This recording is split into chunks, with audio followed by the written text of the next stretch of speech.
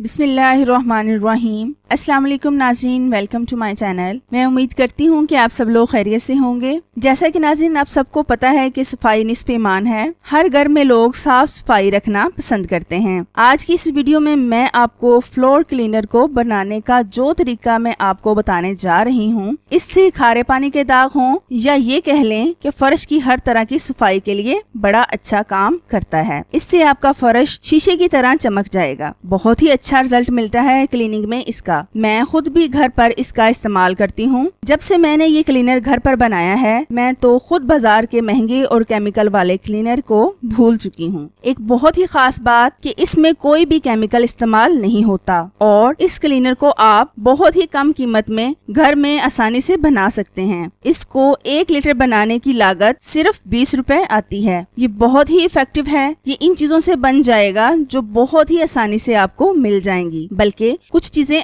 आपके घर में भी मौजूद होंगी। तो नाज़रीन, जिन मेरे बहन भाइयों ने अब तक मेरे चैनल को सब्सक्राइब नहीं किया, पहले मेरे चैनल को सब्सक्राइब कर लें और साथ बेल आइकन पर लाजमी क्लिक करें ताकि नई आने वाली वीडियोस की अपडेट आपको मिल सके। तो आइए देखते हैं कि हमारा क्लीनर कैसे बनता है।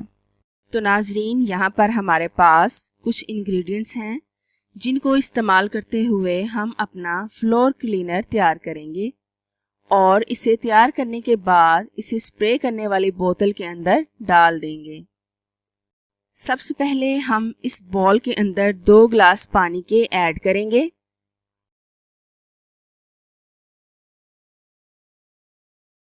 अब इसमें 1 ग्लास विनेगर का डालेंगे।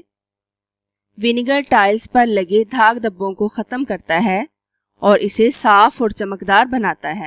इसके बाद हम इसके अंदर डालेंगे काफूर।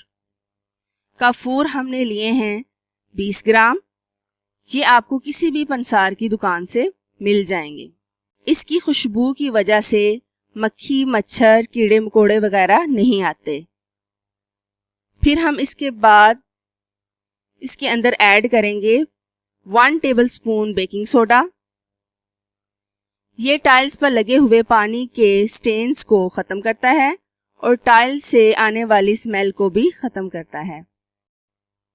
और अब इसके अंदर ऐड करेंगे 1 टेबलस्पून फटकड़ी।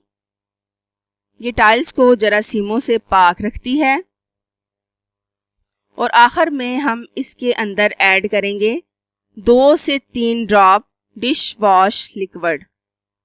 डिश वॉश के ड्रॉप्स हम ज़्यादा इस्तेमाल नहीं करेंगे क्योंकि इससे ज़्यादा झाग बनेगी और फिर क्लीनिंग में प्रॉब्लम होगी। और फिर इसके बाद इसे स्प्रे करने वाली बोतल के अंदर इस कुप्पी की मदद से डालेंगे। तो ले नाज़रीन, हमारा फ्लोर क्लीनर तैयार हो चुका है। अब आप इसको 1 रात के लिए ऐसे ही छोड़ दें ताकि इसके अंदर जो हमने काफूर और फटकड़ी डाली है वो अच्छी तरह से मिक्स हो जाए।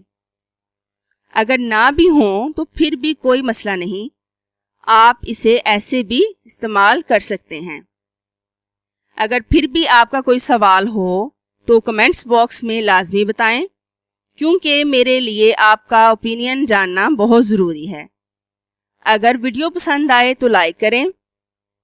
मिलते हैं अपनी नेक्स्ट वीडियो में। Thank you so much for watching. अल्लाह हाफिज़।